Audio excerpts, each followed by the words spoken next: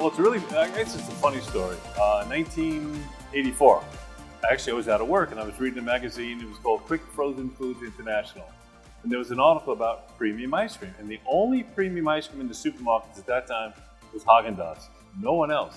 There was no Ben & Jerry's, there was no one. So I said to myself, someone should be selling that Handel's ice cream in the supermarket, and that someone should be me. So I put together a whole marketing plan, blah, blah, blah, blah, blah, did all the work. And I wanted to meet Alice Handel. And everybody said, you'll never get to meet her.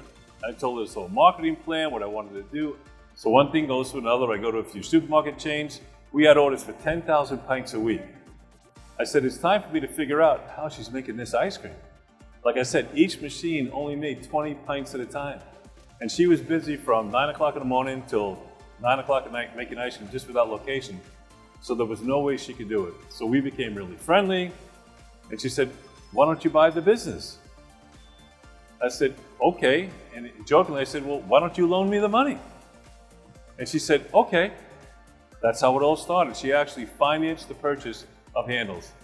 And that's how I got into Handel's ice cream. In 1985, we had the one location on Market in Midlothian. We didn't really start growing into the year 2000. That's when it really took off.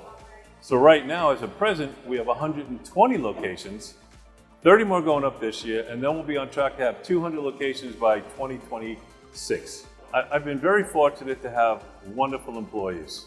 You know, I take care of the employees, make sure we pay for their full hospitalization. They don't pay a dime. You know, we had a SEP program where at the end of the year, we would give them a 15% bonus that they didn't have to contribute to. So it's all about taking care of each other to grow a successful business. There's too many bosses out there that take everything for themselves. They have 5 cars and 3 homes and so on, and they have employees that can't even afford to take the kids out for dinner. That's not my philosophy. You do well, you share with everyone.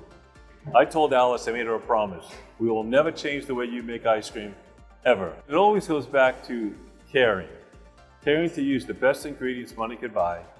Never, ever skim. It was like, when I first bought Handel's, pecans for $2.65 a pound. At one time, they went up to $7 a pound, but I didn't put less in the ice cream. I just made less money. I never wanted to change the quality of our product.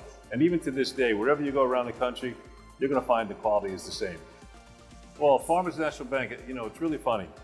Back in the day, I forget what year it was, I was trying to get a loan for one of my managers to open up a location in Columbus.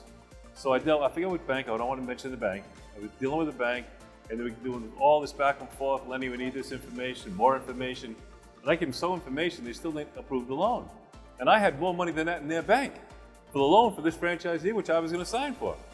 So I said, you know, enough is enough. So I called Farmers. I want you to look at this loan application. If you can approve it, I'll move all my money to your bank. That was on a Monday. He called me back Tuesday, said it's approved. He could make a phone call to even Kevin. You know, I've done some work with Kevin. He's involved with Akron Children's Hospital, so am I. So it's nice that you could pick up that phone. You're not going to go to 18 or 20 different people to get an answer to a simple request. That's what I love about Farmers. It's wonderful. I knew you were going to ask me that. She asked me that today. Well, there's 2 favorite flavors. If it's not ice cream, I love pineapple sherbet. And that was my dad's favorite. And then, of course, chocolate pound like everybody else. But I'm a chocolate freak. And I love dark chocolate. The chocoholic chunk is my favorite.